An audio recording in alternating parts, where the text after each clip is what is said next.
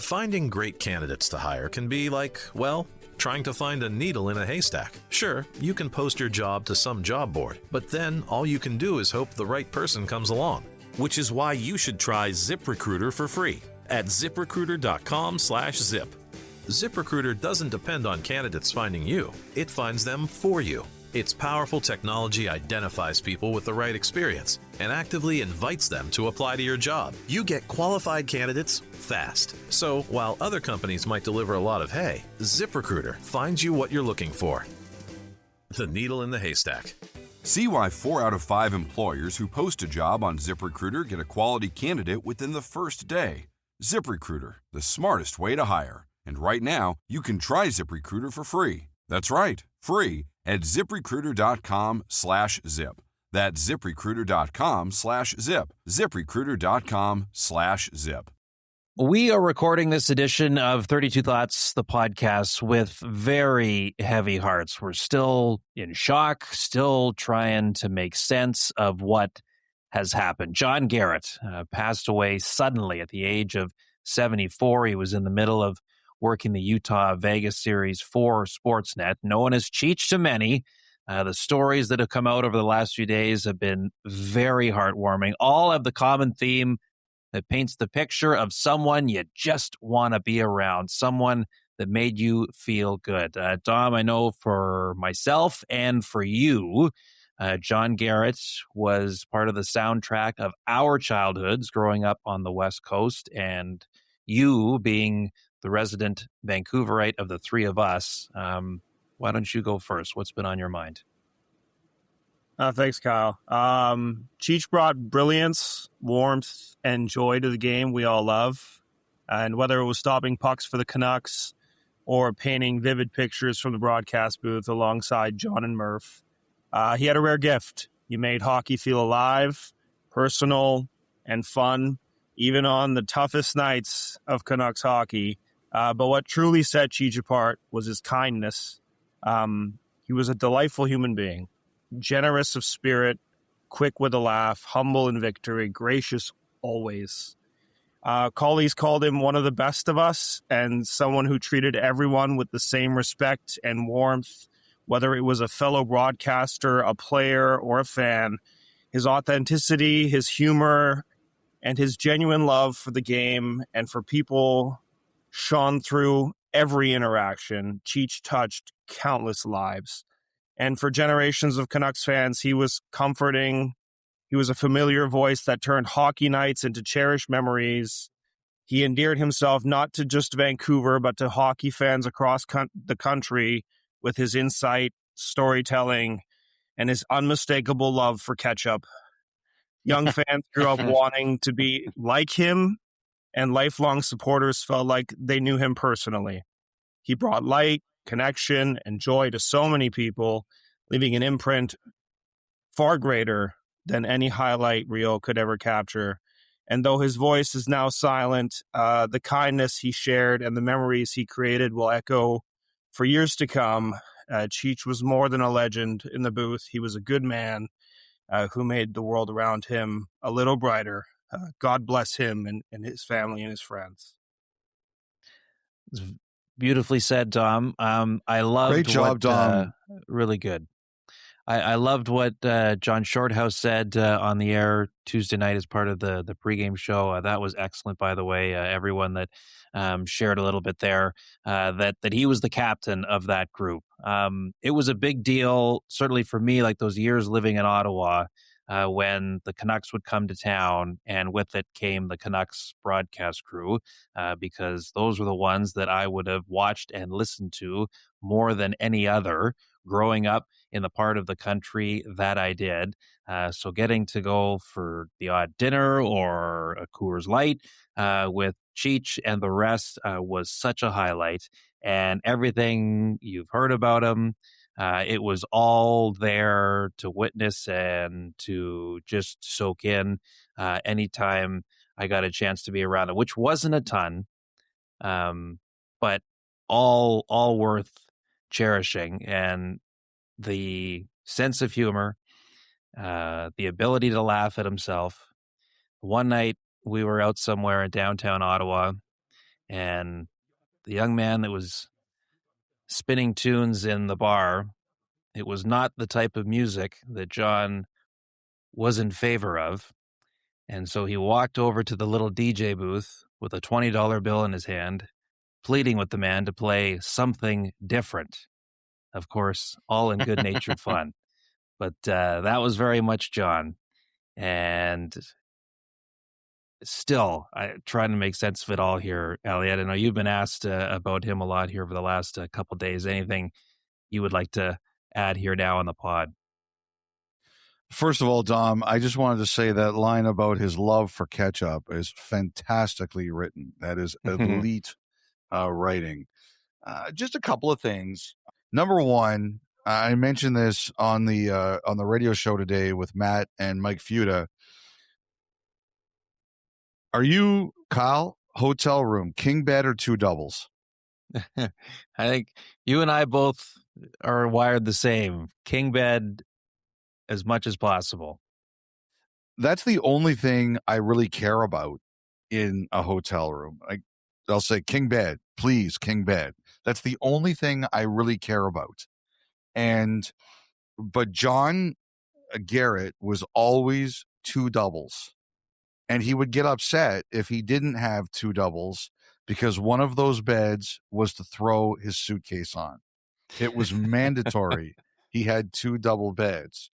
I think you can they have these things these silver things or wooden things that you can put your suitcase on and open them that way. But no, he is not like that.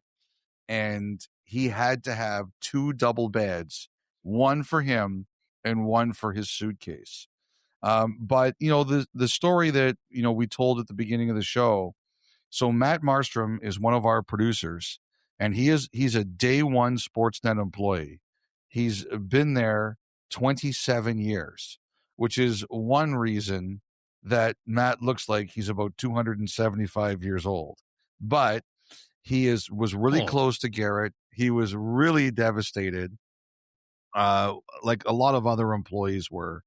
And he told me on Monday that every year, whenever John came to Toronto to work on the panel during the playoffs, the first night they shared a bucket of KFC, who I forgot is one of our sponsors, but they shared a bucket. It was tradition. The first night he showed up for the playoffs, it was bucket of KFC. So a bunch of us who worked here heard that story and said, you know what? We're going to get a bucket of KFC for Matt Marstrom on Tuesday. That's what we're going to get for him. And the amazing thing about that, Kyle, was so we work on the main floor and the control room is on the 8th floor. And when I got out of the elevator on the 8th floor and I was carrying the bags with the buckets in them, the people who saw me, they knew exactly what it was about. They understood the lore. They knew the story. And you should have seen the look in their face. Like it just meant something, even though it was for Matt Marstrom and he could share it with everybody because we ordered 2 buckets. We could share it with everybody. All the people who saw the KFC, they understood it. And you could tell by their reaction, like the 4 of us on the panel who bought them, we kind of did it for Matt, but everybody felt it. It was nice. I mean, out of a horrible situation, it was a nice moment to see the way the staff reacted to see 2 bags or 2 buckets of KFC. And I'll say this, Kyle, you know how important the people, the technical staff, the production staff are to our jobs. We can't do it without them. And the people who've been here for a long time, especially when John used to work more in the studio, they loved him. Like you could tell they really loved him. So it was good to do something for them that made them feel a little bit better in a brutal time. One of the best teams in the business for so many years. Of course, it was Shorthouse and Garrett and Murphy, but also behind the scenes, Greg Shannon, Greg Breckel, and Ron Forsyth worked on that show for a long time, and some others out in that western part of the country. So many hours, so many miles logged, covering the Vancouver Canucks for Sportsnet.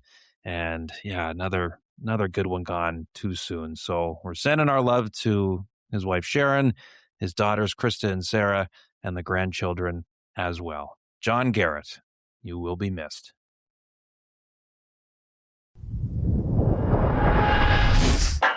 Welcome to 32 Thoughts, the podcast presented by your Canadian Toyota dealers and the 100% electric BZ. Available now during Red Tag Days. Dom, Elliotte, Kyle back with you on this Wednesday. Tuesday night, two teams were fighting to save their season. Both of them did. We will begin in Edmonton, Elliotte, where for all the conversation the last couple of days of all the hockey they have played the last 3 years adding up, were they too banged up to hang with the Anaheim Ducks any further in this series? It was not the story on Tuesday night. Maybe the Connor McDavid wardrobe change walking into Rogers Place played some sort of role. Either way, the Oilers came right out of the gate hot. 3 goals in the first 10 minutes. They chased Lukas Dostal. And unlike any of the 3 Anaheim victories in this series, it was a lead they did not relinquish. You knew, right, Kyle, anything shy of amputation and Connor McDavid was going to play in this game, correct? Totally. I didn't think there's any real doubt. Without having no knowledge. Yes. But he didn't center his own line, which says to you that there's legitimately something here. The fact they even said it was a game time decision, like they could have just said, no, he's playing tonight, just didn't skate this morning. But it just says to you there's something really difficult he's dealing with. But, you know, I couldn't imagine any situation, like I said, besides amputation, where you didn't think he was going to play tonight. And he was brilliant. And, you know, the thing, too, is that you knew Anaheim was going to push them in this game. They cut a couple of great chances after they fell down in the first period, and he held them. They got to within 3-1, and Ingram held on. At times, there were nervous moments, but that was by far the best game Edmonton has played in the series. And I really like Kevin's point at the end of the broadcast about how mentally that's not a draining win because you had a lot of control in the third period and you could lock it down. Now, to me, Game 6 is the real big one. And, you know, the concern I have for the Oilers, first of all, they haven't played well in either of the 2 games in Anaheim. I think that the Ducks will feel, because they're young and they're kind of confident, I think they'll feel good about their chances in a Game 6 at home where they've already won twice. But, Kyle, the thing to me that is most concerning for the Oilers is that, you know, because guys make it through games okay, it doesn't mean they're available for the next one. Like, obviously, McDavid's really battling something here, and Dickinson has kind of been on-off the whole series, right? And he's also really important to them. So the biggest question I have is just, is everybody on Edmonton who's banged up, how are they going to feel on the off day Wednesday? How are they going to feel on the game day Thursday? Because this is the one. Like, if you're Edmonton and you drag this back to Northern Alberta for Game 7, you're going to feel really good. The next one is the one, because Anaheim at home, I don't care that Game 5 was totally forgettable for them. They're going to believe that they can win that game. They're going to say, we've won twice at home and we can do it again. Game 5, great job by the Oilers. This is the one that is the real stand. This is where you've got to go there. You know, McDavid and Draisaitl played together. They looked fantastic. Knobloch made the decision to go back to Ingram. I obviously didn't think Jari was that bad at all. Like, someone said to me, did you think the winning goal was a bad goal? I said, it banked in off his defenseman. How many, Edmonton scored 2 like that in the series. I don't know. I was impressed he even got as much of it as he did. But they say, no, he's our guy, and we're going with our guy. And Ingram delivered for the coach, too. The one thing I wonder about, and Kyle, I know they're going to go with him. I mean, I think they're going to go with him. But Dostal has not been himself in April.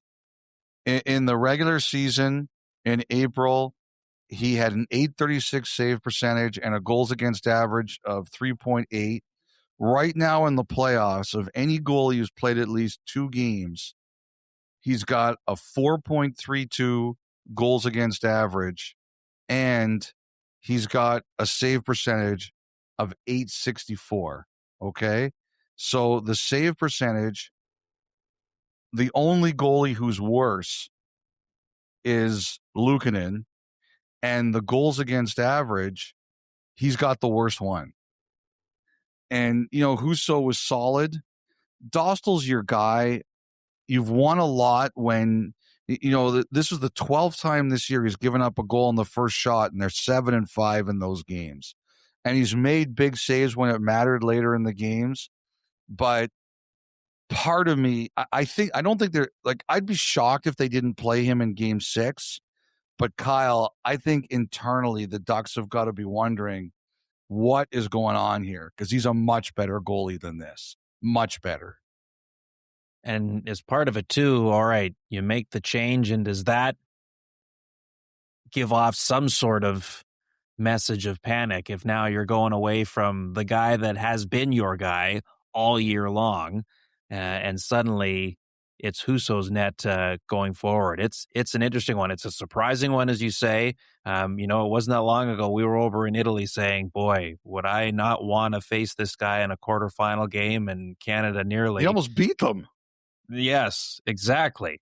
For all those reasons, it's a bit of a head scratcher that it's been a tough go for him in this series. I mean, we knew this was the one of the 8 in the first round that neither team would have trouble scoring. But again, the early goals against, and just as you say, not looking like himself. I think he's been their guy all year. You've got to trust that he's got a shutdown game in him, and what a great opportunity to do it at home in Anaheim in game number 6. It's not unlike different scenario, of course, but Knobloch going back to Ingram because he felt down the stretch. That was the guy that they went to in big spots, and Dostal's been that all year for Anaheim. So I bet they keep it that way going forward here.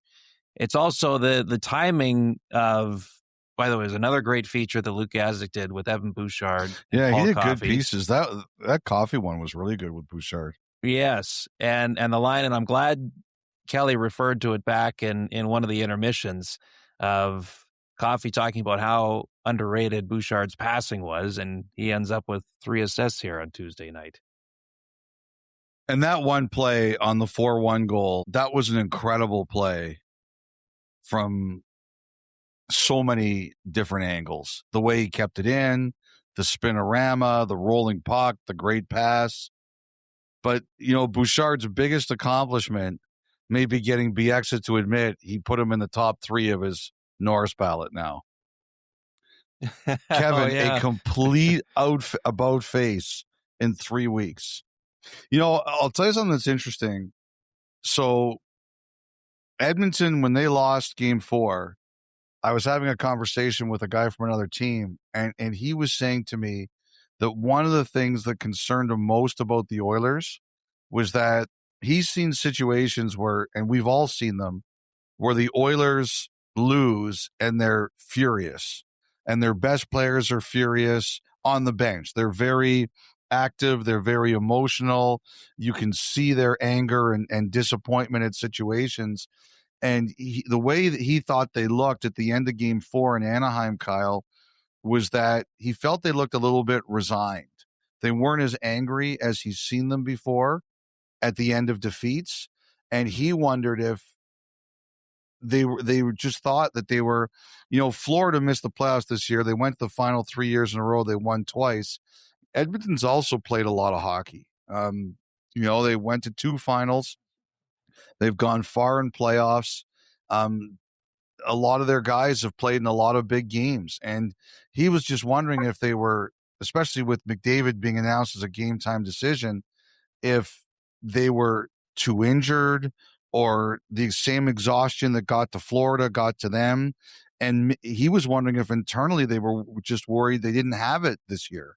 Well, I texted him, he texted me at the end of the game, and he goes, well, I guess that answered that question. They still got a lot left, and they got a lot of pride. And, like I said, this next one's the big one. I don't think the Ducks will be fazed by this loss. I think they'll understand that, Edmonton was not going to go out easy.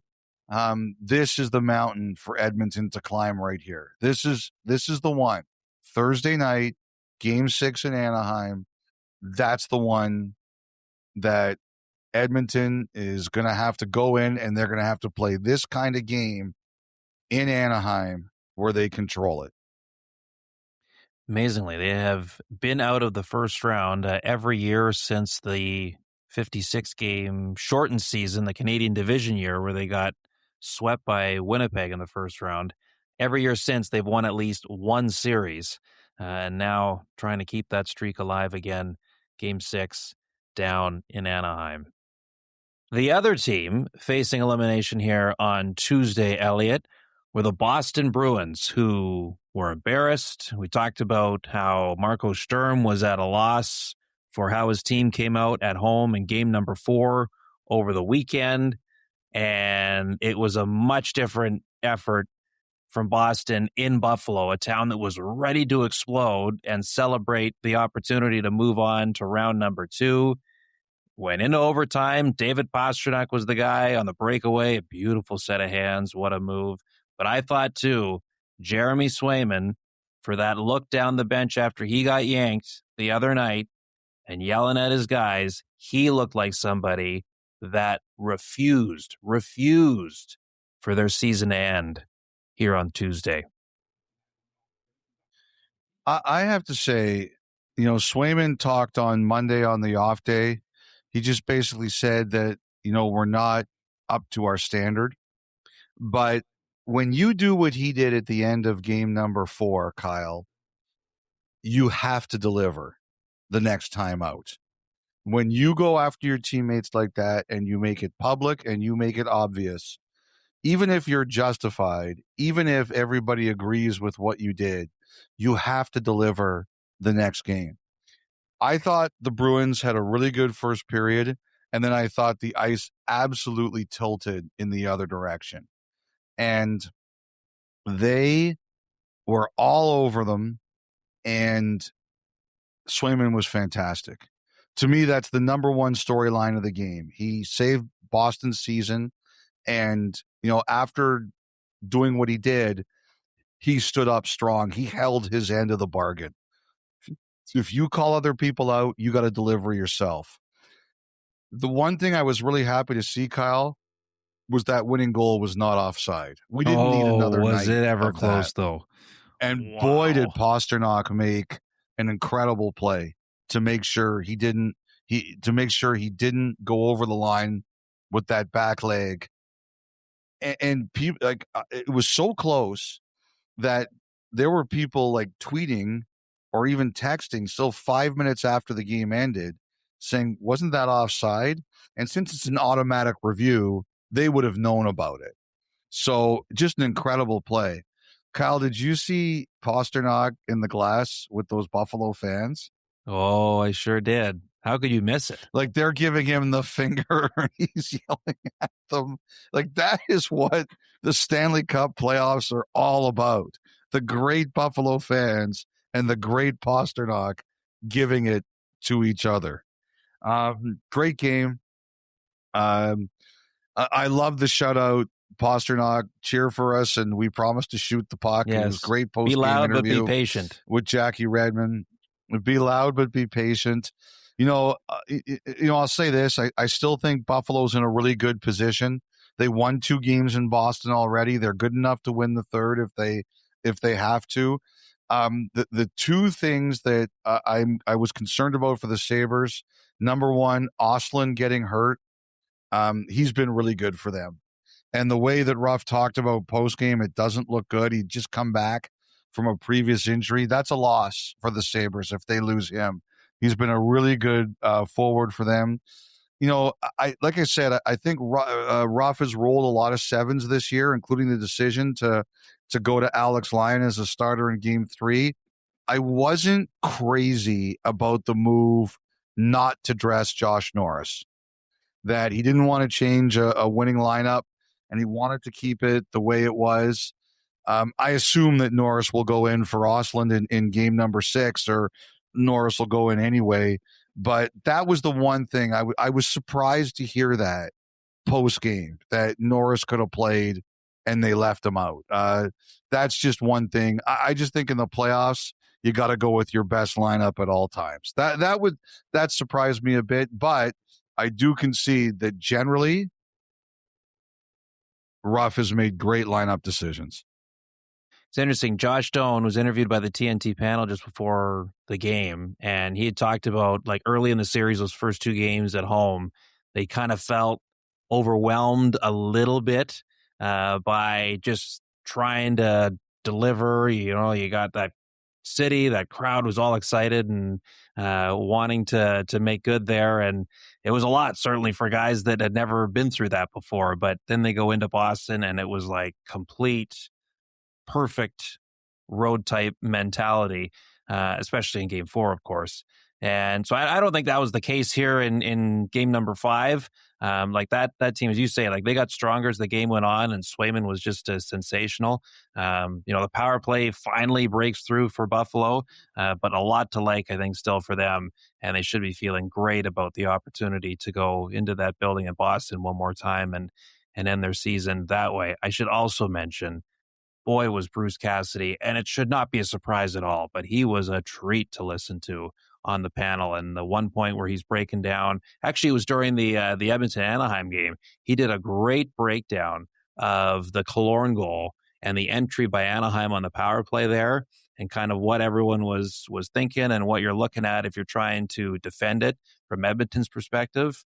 So good. He's always been somebody that can, articulate he's excellent. What he's thinking and get into the nitty gritty, but do it in a way that, even you and I can understand. Very good. I know he wants to get back coaching ASAP, but yeah, he'll be able to write his own ticket. He's a great coach, and if you want to win soon, Bruce Cassidy is a great guy to call. All right, the third game here on Tuesday night, Dallas and Minnesota.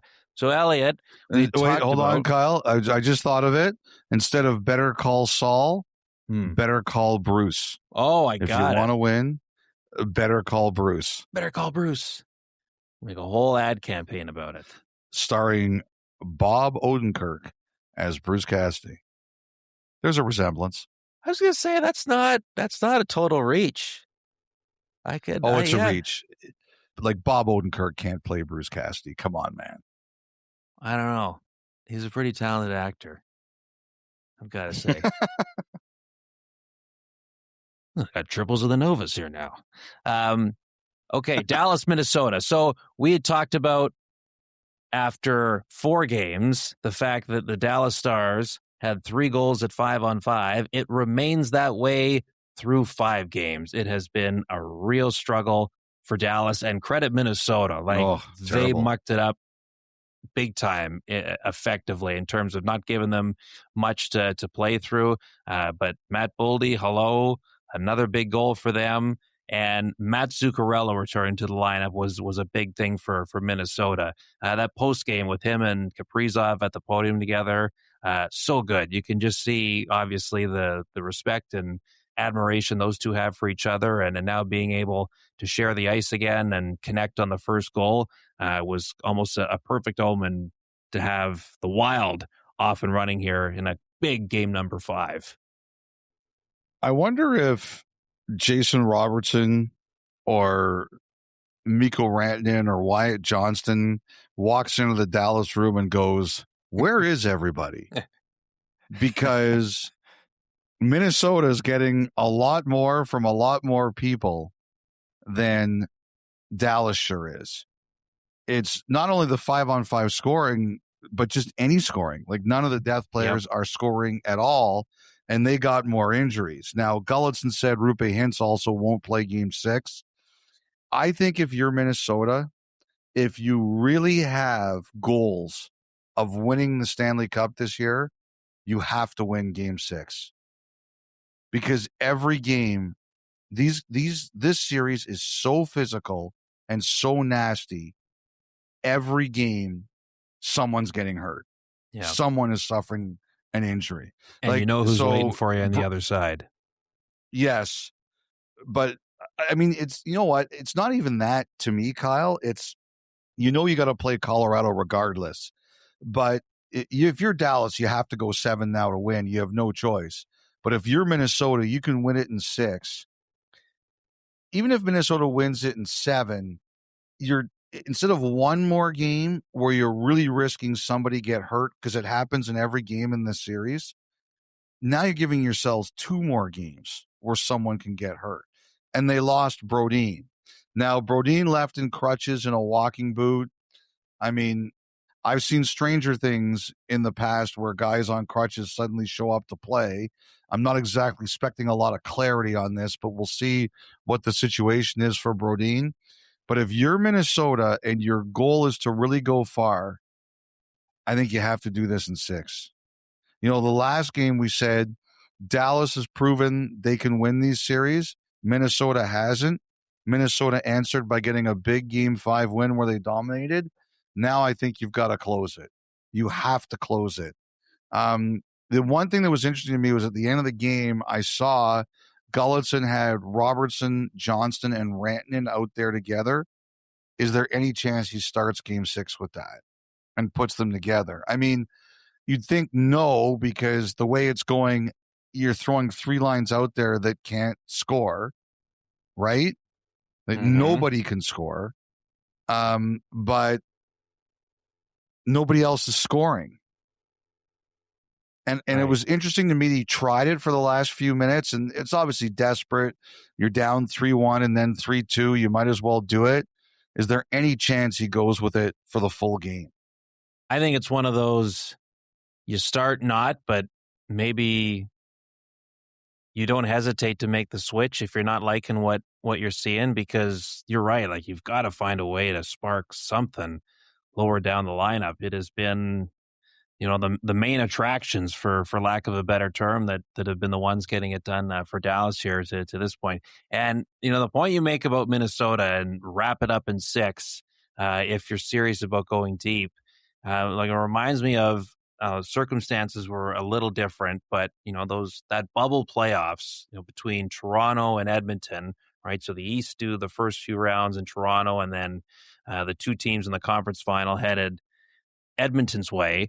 So Tampa knocked off Boston, I think, in 5 games, and they went out to Edmonton early. The other series was Philadelphia, New York. The Islanders were up 3-1 in that series, and then looked they were in total control. And then Philly won Game 5, they won Game 6, and then the Islanders end up winning in Game 7. The next day, they have to travel out to Edmonton, and then the day after that is Game 1 against Tampa. And John Cooper always said, we got a total layup there. There's no way we weren't winning that first game, and they were off and running. They ended up beating the Islanders in 6 and, of course, win the Stanley Cup. As I said, a little bit different circumstances, but it all speaks to that idea of, if you got a chance to wrap up a series early, don't give Colorado a layup because you've gone right to the bitter end with how mean, how physical, how nasty the series, and the potential of more damage being done to your lineup. End it when you can. You had a feeling this series was going 6 minimum from the outset. Now we're here. Get it over the finish line. It's been 11 years since Minnesota last won a series. Time to end that skid. I'd say this for Dallas too. You've got another injury now. I'd put Bunting in. Like he hasn't played. I've seen enough of Michael Bunting to know that in a short burst, he brings you energy. Mm-hmm. I mean, you're gonna have to say to him, Michael, you got to play in control because he could be so wired he takes a bad penalty, but he can bring you good energy, really good energy. He's out there. He's always causing something. He's a pest. He's annoying. All the things you need in the playoffs to win. And I would be going to him. He'd be my call. Last one before I move on. I doubt you had any surprise or issue with the goalie interference call late in the first with the Boldy goal. That was an easy even one. Boldy admitted that was the right call. Yeah. Yeah. All right. Yeah. No issue here. So back to Minnesota for Game 6 and a chance for the Wild to move on to the second round. Haven't done it since 2015. All right, before we get to the final thought, some other news around the league. Elliotte, you were setting things ablaze on Oilers Now with Bob Stauffer. I saw some of your comments everywhere on the Twitter machine during games on Tuesday night. Yeah, so, here's a couple things, and I'm going to come clean about something at the end. As I've said a couple of times now, I believe there was a lot of misdirection about what the Maple Leafs were asking Matt Sundin to consider. And if you look at Sundin, it's very clear he's proud to be a Maple Leaf. He loves the team. He loves the organization. He's come back several times and spoken up in defense of the players and just talked about how much of a privilege it is to wear that jersey and represent the organization. And it's clear this year that the organization itself felt that slipped, that the pride in wearing the jersey had fallen. And in addition to restoring their fortunes on the ice, I think they felt the pride had slipped and they wanted to find someone at the top who would live and breathe that. And I'm sure at some point in time when this is all over, we'll get a full describing of how they got to Sundin and how they pitched him.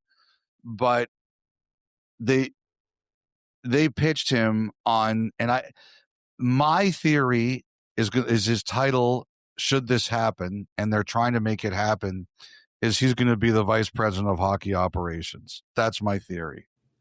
And it took some time and it took some convincing, but I think they're now actually negotiating with him to do it.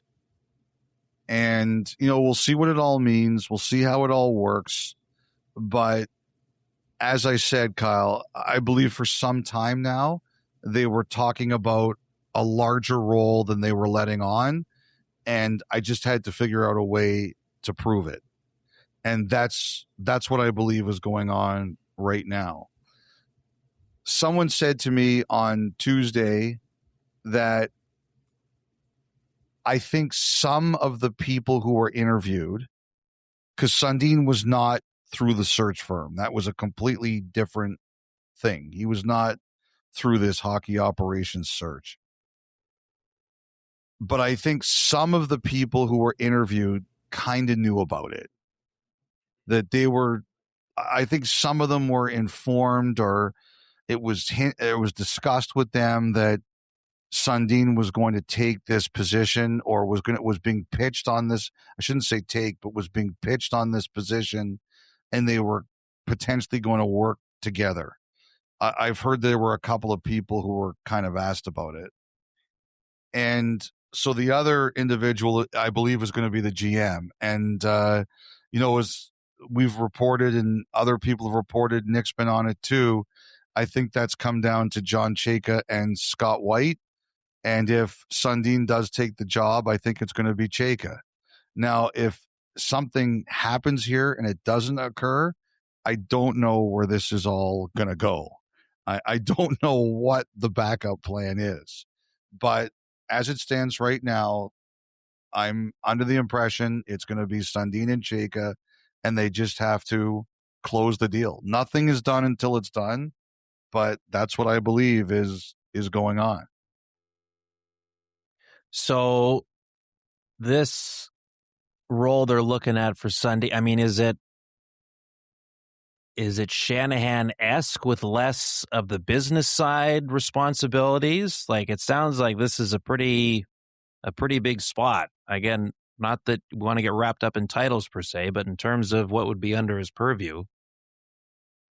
It's you know what?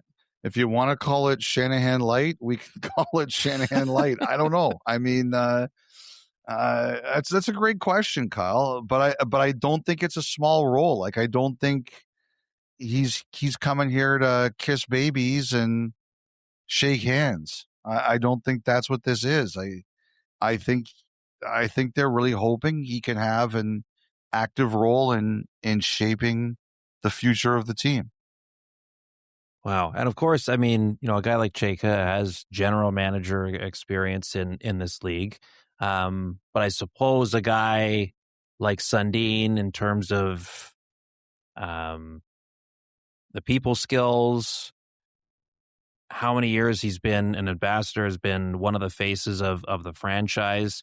Is that kind of part of their thinking too, in terms of some of the conversations and people you would have to and want to be around and talking with as one of the heads of the organization?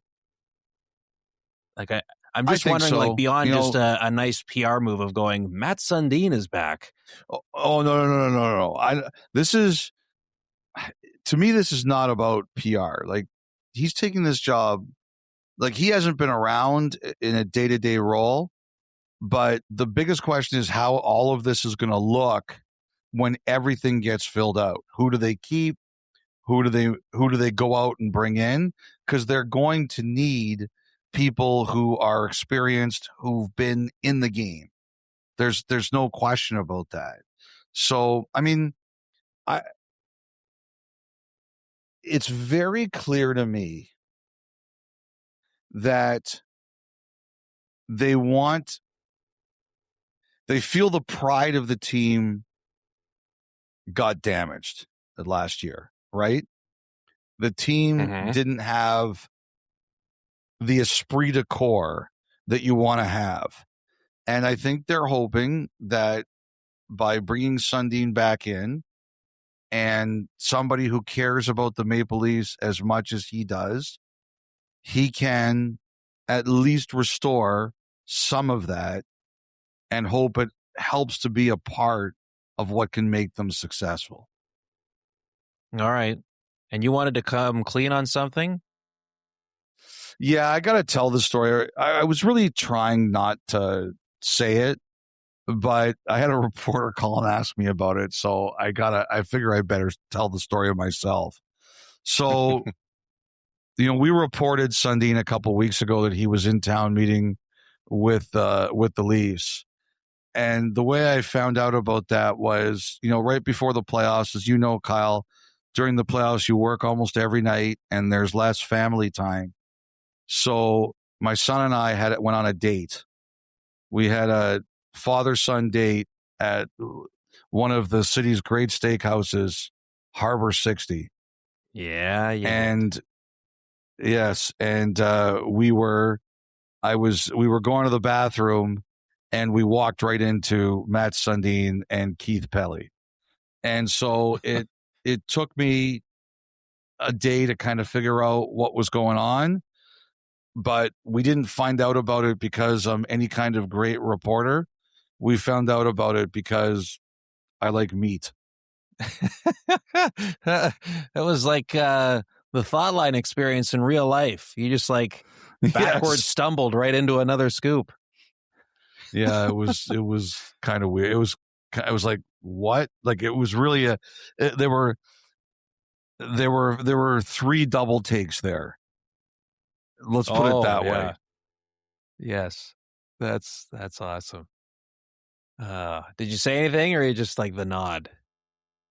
No, I mean, it's like, okay, what's going on here? And I really haven't told anybody this story, but I guess somehow it's kind of gotten out. And I was like, you know what? I better come clean about it before somebody else writes it or says it. That's too good. All right. So it looks like we're getting closer to a conclusion of how things are going to look in Toronto. What about Vancouver?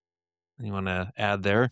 Yeah, so for nothing new on Nashville that I said the other day, but Vancouver, I think they're going to start to cull their list a little bit here. So who do we know? Shane Doan been reported, Kevin Adams been reported, Ryan Johnson been reported, Ray Whitney's been reported, Bill Scott, Ryan Bonus, not Rick Bonus. That would be quite a story. I believe they also interviewed Patrick Burke from the NHL. I have to tell you, it is an enormous compliment to Patrick that he got interviewed by the Canucks, considering that the relationship between Brian and the Canucks has not always been smooth. Those waters have been rough at times. So when I actually heard about this, I was surprised and impressed that he would get that interview. But they did interview him, I heard. There's 3 other names I haven't been able to confirm at this time, so I'm keeping quiet about them.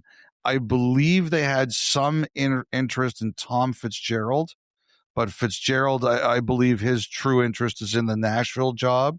So I don't know that went anywhere. I'm not really sure. I did have a couple of people who said they heard the Canucks had expressed some interest in speaking to Scott Niedermayer, who works for Anaheim and is, of course, a BC guy. I am told that they never asked for permission. So I don't know if it was one of those, like, maybe we'll consider this. Maybe we'd be interested in something like this. And I don't think Scott Niedermayer would be, I've had a couple of people tell me that Niedermayer kind of likes his life where he can dart in and out and be a family man as much as he wants to be, or his other interests in life.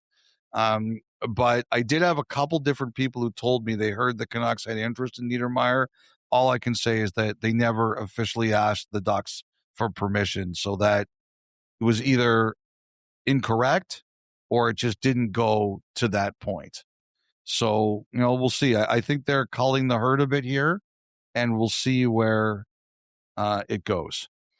Apparently, in some of these Zooms, the Canucks had like 5 people talking to the one candidate. They were busy.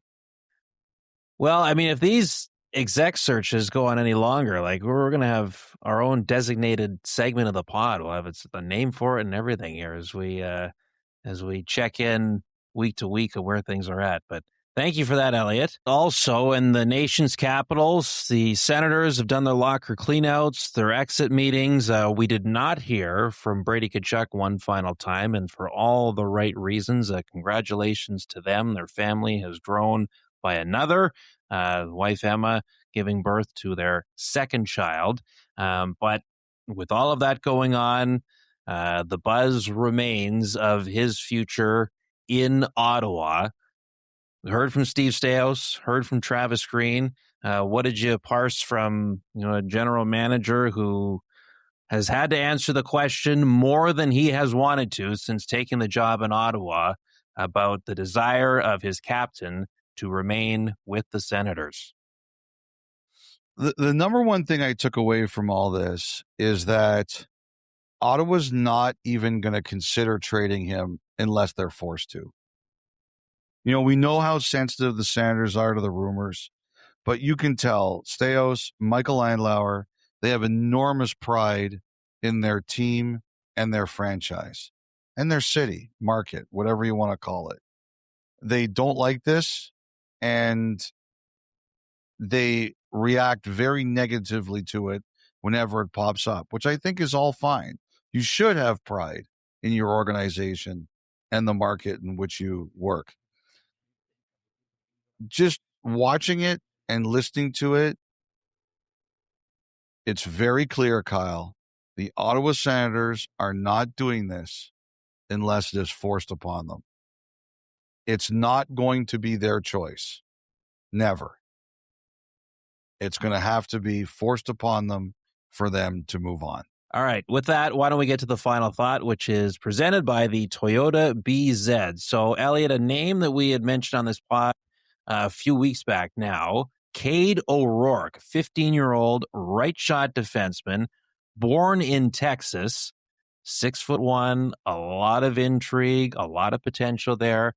Somebody that had been seeking exceptional status with Hockey Canada to enter the OHL 1 year early, turned 15 this past January. But the reports on Tuesday that it was denied. He will not be getting exceptional status. So how did Hockey Canada get to this decision for a player seemingly many are very excited about?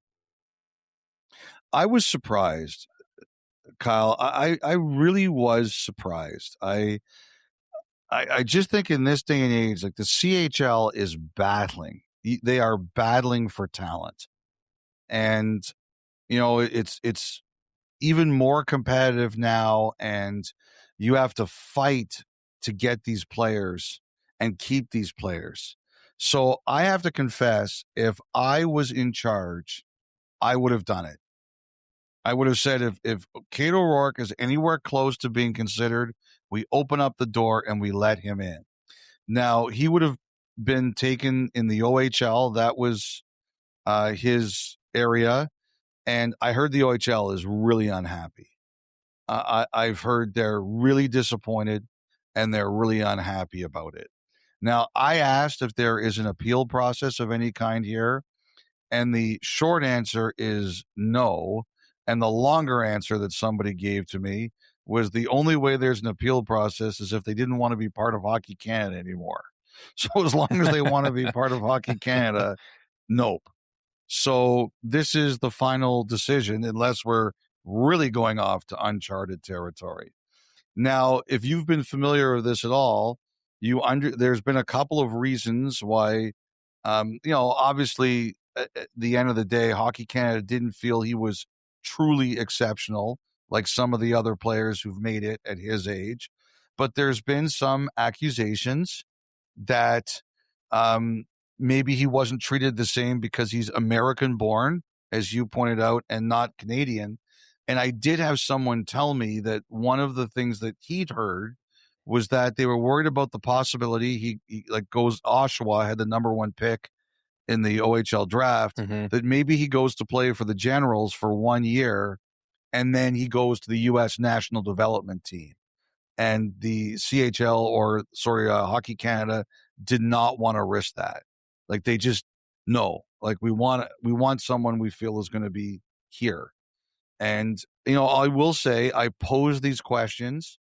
They were denied to me. I was told it had nothing to do with being American born. And they said that the idea he could bolt after a year never came up. They just felt that on pure hockey and ability and just the overall, are you ready for this? They just said it didn't reach the threshold, and that was their decision. But I will say, Kyle, I just think in this day and age, I wouldn't have done it. If it was anywhere close, I would have said, we need to convince these players to play here. Can't be afford to turning down these players. And I would have done differently. So, and I should preface by saying, I mean, we all saw some of the highlights of, though he's, yes, American born, but had been spending the last couple of years in the GTHL for the Toronto Junior Last Canadiens. 4 years. Yep. Yes. And saw some of the highlights from the OHL Cup and sure looked great. But for myself personally, like that's all I've really seen of him. So to form any real opinion of this guy deserves to be there or no, he doesn't, they made the right call, would be foolish on my part. All I know is that, I mean, I do believe the term exceptional, like still absolutely should mean something. Landon DuPont, which is the most recent player to get it, another defenseman, now with the Everett Silvertips in the Western League, his 14 turning 15 year, he was playing in a U18 prep league, the CSSHL, and was averaging over 2 points per game as a defenseman. And I know it's not as simple as, look at the stat line and say, okay, he's in or he's not. But that's like pretty big stuff as a guy, just turning 15 at a U18 level as a defenseman. You could tell there was something different about that kid at that stage, and he's continued to be wonderful for the Silvertips here now. But I'm with you because this is a different world we're living in now. Sadly, the entities involved here that are making these decisions, they don't exactly have a track record of being, how do I say this, of the mind of forward thinking and thinking of kind of where things are going, and maybe a little more leaning towards on, well, this is how we've done things, so we're going to continue to do things that way. Did that play a role in all of this too? Not sure, but I would have liked to see it. It sounds like, those that are much more in the know of how good this player is, there's noise around him for a reason. It would have been cool to see. Yeah, and the thing I'm curious about too, Kyle, is the USHL has similar rules. I reached out to them on Tuesday because I wanted to ask if there was any way that they would make room for him, and I just wasn't able to get an answer. I couldn't connect, and I hope to get that answer soon. But I feel the same way for the USHL as I do about the CHL. I would do it. If I had to change my rules and I had to tell the governors or the team owners, we're going to switch it and we're making this player available. The USHL is really fighting to keep their young American players in there. The CHL is going after and getting their young American players. If I was the USHL, I'd be telling my owners, guys, we got to do this. We have to take advantage, and we'll see what they do. All right, that was the final thought presented by the Toyota BZ. We'll take our first break. No thought line today. That'll be back on Friday. So we'll take a break, and when we come back, we'll go through the other games from Monday night in the Stanley Cup playoffs and get you set for the action tonight. 32 Thoughts, the podcast, continues after this.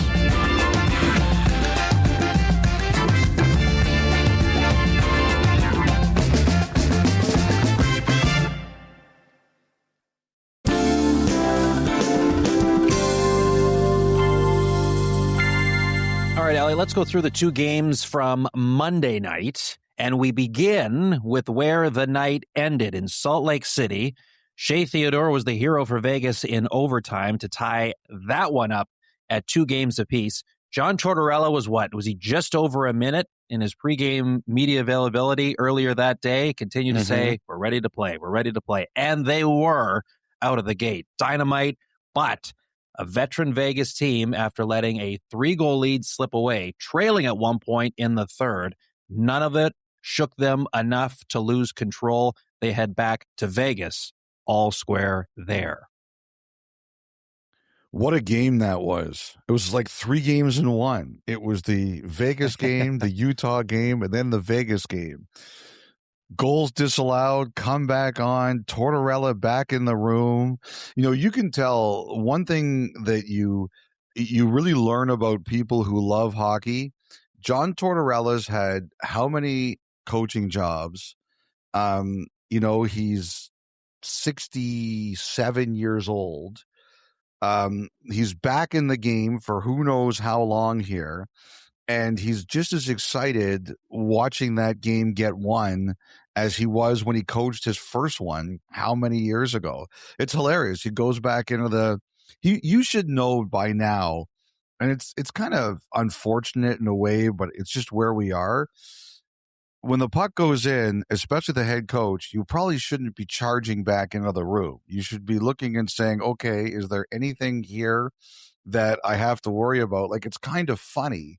He didn't realize it was potentially offside, and they had to go get him and say, John, the game is still going on here. But it's awesome to see he still got the passion. I thought Eichel was fantastic. To me, Eichel is the best player in the series. At his best, I think he is the best player in the series. He hadn't been enough for what Vegas needs in the first 3 games, but I thought in game 4 he dominated. And to me, he is just their biggest difference maker. And he was in this one twice in overtime. Only once that counted, but twice in overtime. If I was Utah, I would be confident I can win this series. I would believe after 4 games we can win. And the reason is, Vejmelka didn't have some great minutes in this game, but in overtime, I thought he was brilliant, even though they technically beat him twice. He made some huge saves early. And I would believe if I was the Mammoth that Vejmelka is considerably better than Hart, at least to this point in the series. And considerably better than whatever Vegas can throw at him. And knowing what I know about Vejmelka and how competitive he is, he has got to be thinking, I can beat that guy at the other end, and I should beat that guy at the other end. Utah, like Vegas held them to 15 shots in game 3 and still lost the game. Vegas is going to have to be great defensively to win this series. They're going to have to limit chances. Maybe Hart shows up and gets to a higher level in the last 2 out of 3 games and wins 1 or 2 of them for Vegas. But right now, if you're the Mammoth, you have to believe that Vejmelka can outduel the other guy and win the series for you. And I just really believe, I just think that the key to the final 3 games of this series is either Hall or someone else really finds their game, or Vegas suppresses the Mammoth enough that they just don't get enough good chances to beat them. Like, as Tortorella said, the big challenge is a guy like Gunther. He's going to get his shots away. You almost can't do anything about it. You have to do whatever you can to prevent the puck from getting to him. And you have to suppress the Mammoth all over the ice. Because if I'm Utah and Hart has a series like this and it continues like this, I'm going to look at it and say, how did we lose this if we do? Like, you really have to believe that you should win this series. Other good news for Vegas, Dorofeev finally gets a point, almost had another one. He did get benched a little bit after a bad giveaway, Kyle, but they went back to him in the overtime. The biggest concern, and it's a shame to see because he's one of the nicest people in the entire NHL, but Thomas Hertl is really struggling. Someone said to me that his time on ice in game 4 was his lowest in, I think, 7 years. And you could see he was sliding down the bench. Hertl is just one of the game's great people, friendly all the time, but it's got to be killing him inside. And, this is the time of the year, especially as the series get tighter and deeper, that the coaches can't wait for you to come out of it. They have to make hard decisions, and Tortorella's decision was he's not giving us any offense, so he's going to sit. It was tough to watch. Hertl's a great guy, but he's got to find a way to produce. He simply has to find a way to produce. And sadly, it kind of dates back to the Olympics for him. So whatever the issue has been, he hasn't been able to shake it for a little while here now. You talked about Dylan Gunther. 7 shots on goal in game number 4, and not one found the back of the net. You've got to think, to Tortorella's point, if you're Vegas, if those odds were to continue, or those amount of shots were to continue for Gunther, I mean, he's not going to continue to be kept off the score sheet as this series goes on. I just thought, so John Cooper mentioned, we'll get to Montreal and Tampa here in a little bit quickly. But John Cooper mentioned, the worst thing his team can do here now, like you are pushed up against the ropes in game 4, you find a way to win on the road, it's all square, you're coming back home for game number 5. You can't go from that to allow yourself to take an exhale. And I think that's one thing that Vegas has to guard against here, where that was an emotional game on Monday night. They were off and running. Suddenly they're taking on water. That place was going crazy. You have the offside goal called off in overtime, and then you manage to win through all of it. Don't allow yourself to take an exhale, because to your point, there's nothing about this where Utah's going, I don't think we can beat this team. It's been very close. I just don't see Vegas having that problem, Kyle. Too mature, too many veterans, team that's won before. I think they understand that. They're going to have to be elite defensively to win this series, though. And, we talked about Hurdle there, Kyle.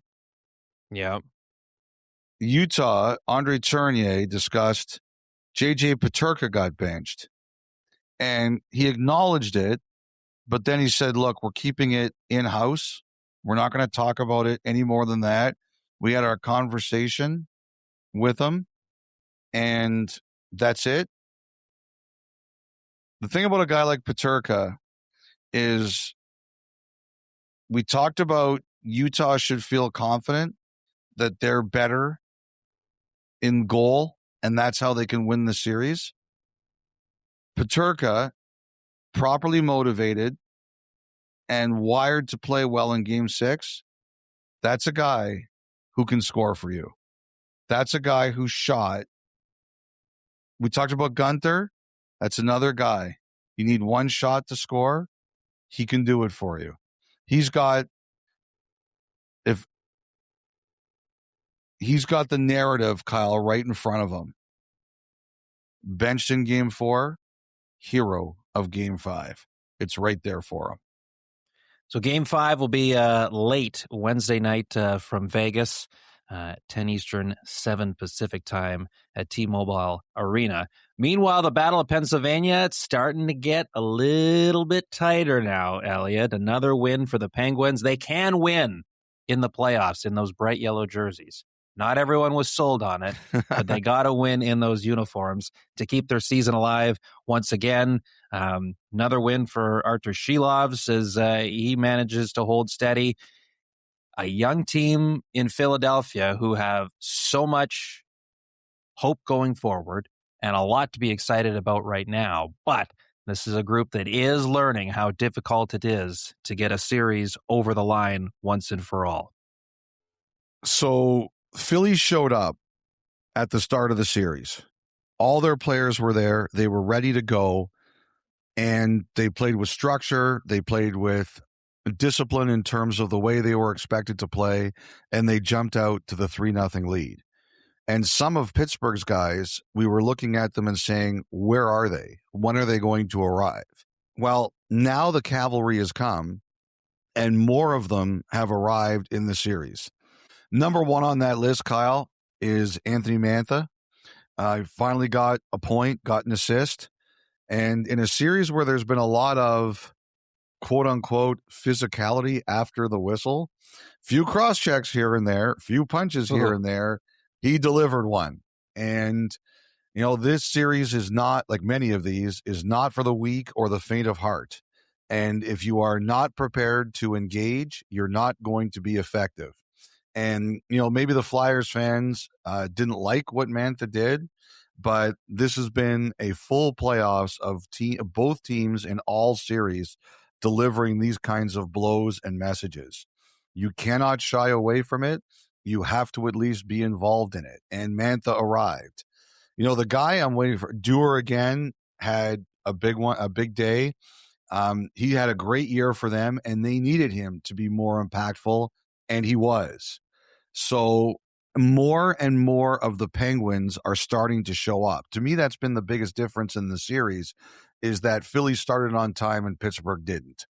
Now, it would really help the Penguins if a guy like Chinnikov, who had such a great year for them after he got traded there, would be more impactful, because he's an elite scorer and he could make a difference over the last 2 games. I think if he can finally come and make an impact at some point, that would be massive for the Penguins. If you're Philly, obviously you know what the stories are going to be. 3-0, now 3-2. Are they feeling pressure? Are they going to be nervous?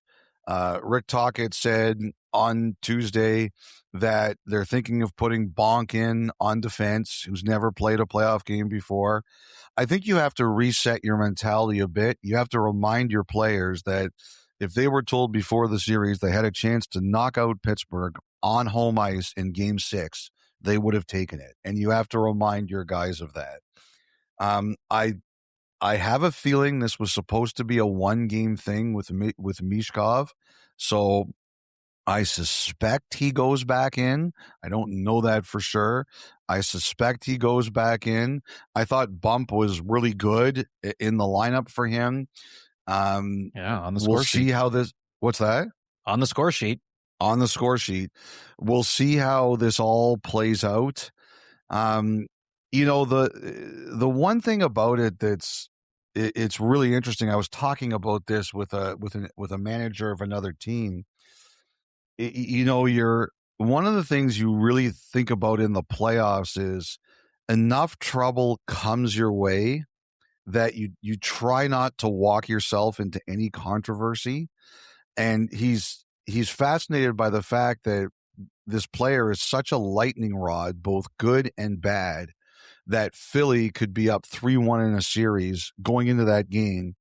They make the scratch because he hasn't played great, and immediately that's a fireball in a series you're winning and have played very well. And what it says to you is that, like, to me right now, I'm focused on the series because nothing's going to happen right now. But the one thing that we know, Kyle, is that whenever this season ends for the Flyers, that's going to be by far the most dominant plot of their offseason. And there isn't going to be a close number 2. Like Mishkov, if you're ranking the top 10 subplots of Philadelphia's postseason, Mishkov is going to be 1 to 10, and you can find something else to be number 11. And, I know there was some controversy about whether or not he was supposed to warm up. It's going to be big, because the other thing this executive was telling me right now is that everybody's making a note of who's playing and who's not playing on these teams, right? Like, for example, Anaheim, Zellweger's not playing. So people are making notes. Okay, Zellweger's not playing. What does this mean? And whenever Anaheim's season is done, there'll be teams that call the Ducks and say, okay, what are you thinking here? So I can tell you that right now people are looking at this and they are saying, all right, if this player interests us, we have to be ready to see A, what we're willing to do, and B, what Philadelphia is going to do. It is amazing to me that you can be up 3-1 in a series, now 3-2, but that takes all the oxygen. And what this guy was saying to me is that in some cases, you would almost, and I don't know if Philly did this, he's just talking about his own situation. In some cases, you bring up internally, if we make this move, we know the craziness it's going to create. Let's avoid doing it. But when you're in the playoffs and you're up 3-1 and you believe that the best way to close it out is by going with this lineup, you have to do it. When it comes to winning a game in the playoffs or creating an online firestorm, the only thing that matters is winning the game in the playoffs. But he said he found it very interesting from outside that it was that big for a team that was at that time so in control. The other thing I wanted to say is I wanted to shout out Shilovs, because like that guy is a big game goalie. Calder Cup. Mm-hmm. Kyle, remember how he played for Vancouver that year? Nashville, Edmonton. Mm-hmm. People can have all this questions about his ceiling or how good he is or what kind of goalie he is. Every time I see that guy playing a big game, he plays his heart out and he doesn't shrink away from the moment. And anybody who has that kind of attitude can play for me anytime. And he manages to have a short memory too. Like, it was a tough first goal that he gave up, and then like just a bad bounce on the deflection on the Sanheim goal, but didn't lose himself. Like, kept steady. Nope. and they hung on. It was impressive. I can only imagine, Elliotte, like how much mental energy has been expended here for the Flyers, the way they did it down the stretch and getting in. And then, boom, like they come running out of the gates. They roll through Pittsburgh the first two games. They win their first game at home. And now, kind of as you touched on, it's like resetting yourself, going, okay, take a bit of a breath here and find the necessary energy. Because I know, obviously, nobody's 100% at this time of the year. It's almost not so much physical. It just feels like it's a mental thing right now. Talking about how some guys have looked sluggish the last couple of games. It's almost, okay, the emotional demands of winning the fourth. Can we get ourselves to that level once more? We've done it 3 times against this team. Can we just do it once more? Kyle, I think it's a great point. The other thing I just wanted to mention too was, did you see Malkin shoot the puck into the Philly bench early in that game? Yes, and Dockett not thrilled about it. So, Bednar got hurt last week, so you can't really joke about this kind of stuff. Like, it is potentially serious. But when he did that, I said to myself, Pittsburgh wants to be the bullies tonight. A lot of this series, the Flyers have been the bullies. That was a tone setter for me. And I have no doubt the Penguins will be warned about that, and Malkin will be warned about it, because the league won't want in Game 6 like Travis Konechny doing the same thing to Pittsburgh. But that was Malkin setting a tone. Hey, we're the bullies tonight. Enough of this. And was it Achari that grabbed Konechny's helmet at the end of the game? Yeah. I thought, I can only imagine how many pieces that thing would be in when it was delivered back to Philly's dressing room, if at all. He hid Limburger cheese inside of it. There's been some great sidebars here through that one, and bit of an odd path, but fitting that that one's going minimum 6 games. Okay, so Tampa Montreal hasn't played since we last spoke, Friedge. Game number 5 is Wednesday night down here in Florida, but you talked a little bit about it after that game on radio, certainly on Monday. It has been an emotional series. There have been a lot of penalties both ways. We've seen some animated looks from both coaches. What are you hearing in terms of some of the conversations going on behind the scenes between the Canadiens and the Lightning? First, Kyle, I can't wait for Game 5 tonight. Great hockey. 2-2 series. Awesome. Yes. You've really lucked out with this one, man. You really have. Even though you don't go out in either city, it's just a waste of you should have seen post Game 3 in Montreal on Friday night. What happened? You would have loved it. Well, there's a few of us out at the Old Orchard, which is like a go-to, not far from where we were staying. You've been to the Orchard, haven't you? Oh yeah. Yeah. Anyway, they had, and did you know John Shabbat, ex-NHL player, his son Kyle helps run that place, which I didn't realize. Because he used to work at Stogie's. Oh, there you go. Because Craig Simpson is John's godfather, right? Yes, Kyle's, that's right. Yeah, that's right. So him and his sister, I believe, used to work at Stogie's. So that's where they are now? Yes. Anyway, so he was there. Craig was there. There's a few others from our crew there. and great tunes playing. It felt like karaoke night at times. It was. Did you sing? Yeah, like it wasn't like actual karaoke night where there's a stage and a microphone, but just among the group, you're belting. So what out were you being belting played. out, Kyle? What was your song of choice that you were just sitting there belting out? Kelly Clarkson, Since You've Been Gone. How can Really? you not belt that out? How can you not belt that out when that chorus hits? Would you So like good. to sing a few bars for us here? No, we're trying to hold listeners throughout the entirety of the podcast. We don't need a big drop with like 5 minutes to go. Anyway, I'm glad you got out there. It's been a great series. Yes. Okay. So I believe once in this series, the Lightning have been warned about scrums. I think that was after Game 2 and before Game 3.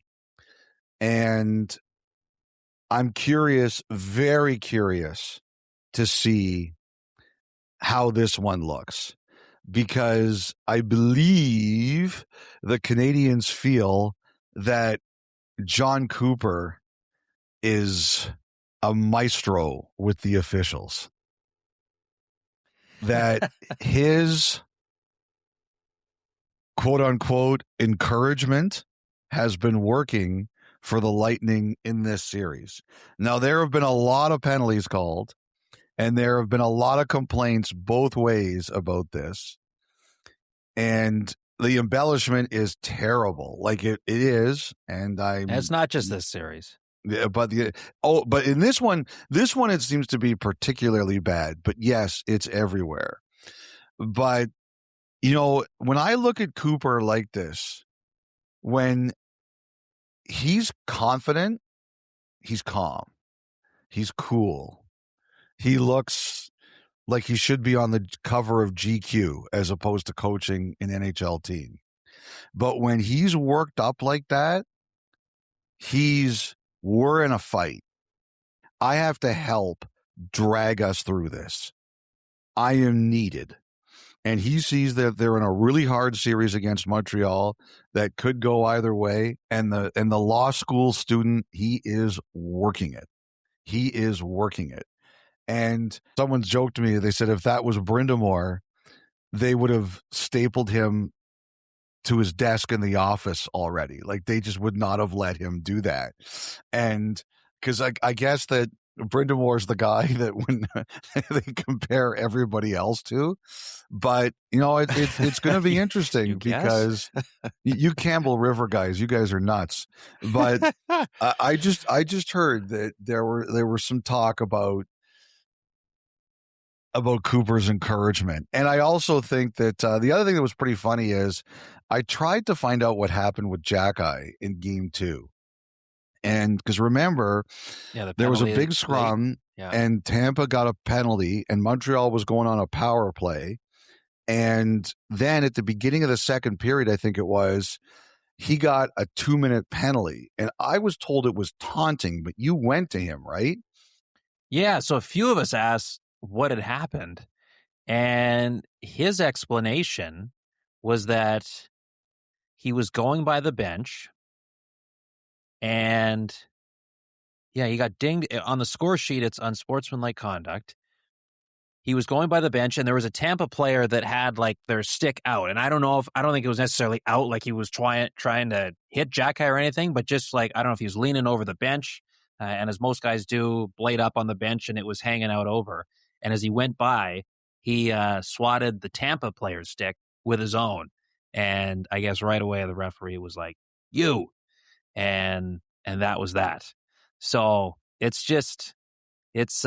been very, very emotional. I should also point out too, just to put the facts out there, so far in this series, Tampa has had 20 power play opportunities. Montreal has had 19. So it's not as if the Lightning have had 3 times as more.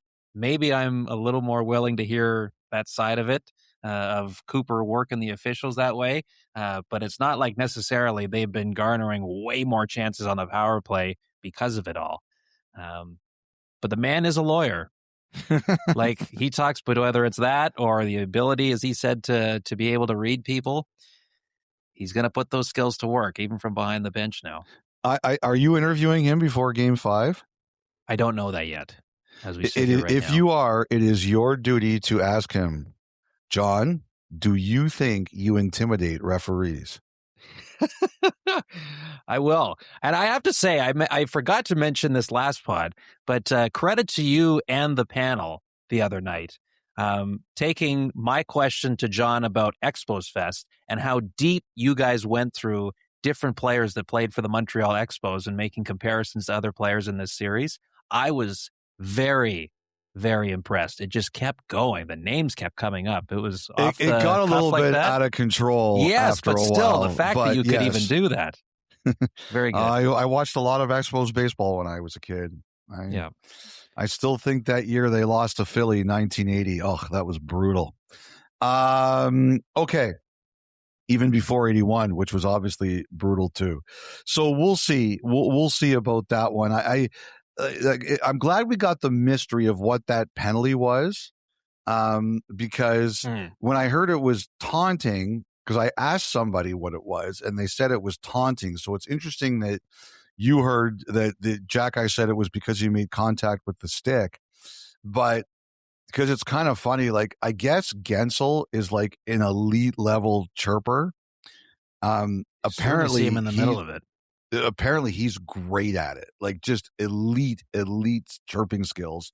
And we saw Kucherov go by Dobish after that one bad goal. So I guess there's just a lot of lobbying going on here in every direction about how this series should be officiated. So I think I'm curious to see who's going to show up for Game 5, and because it definitely needs a veteran hand, a skilled hand, and B, what we see differently in terms of the calls, if anything. Yes, I just in talking to some players, there is a sense that like they've struggled a little bit to try to find where the line is. And I'm sure there's other players in other series that go, we feel the same. But something they've had to navigate. Yep. And that's not unique to the playoffs. All right. So 6:30 Eastern tonight, Hockey Central will be on in the pregame show, teeing up game number 5 from Benchmark International Arena in Tampa, a little after 7 Eastern on CBC and Sportsnet. On Sportsnet 360 at 7:30 ET, it's Game 6, Pittsburgh and Philly. Can the Penguins force a Game 7 back at home? And as we mentioned earlier, game number 5 from Vegas, the Golden Knights and the Utah Mammoth will be on Sportsnet at 10 Eastern, 7 o'clock Pacific time from T-Mobile Arena. That'll do it for this edition of 32 Thoughts, the podcast. We are back again on Friday. We'll see who still remains in the first round of the Stanley Cup playoffs by then. See you Friday.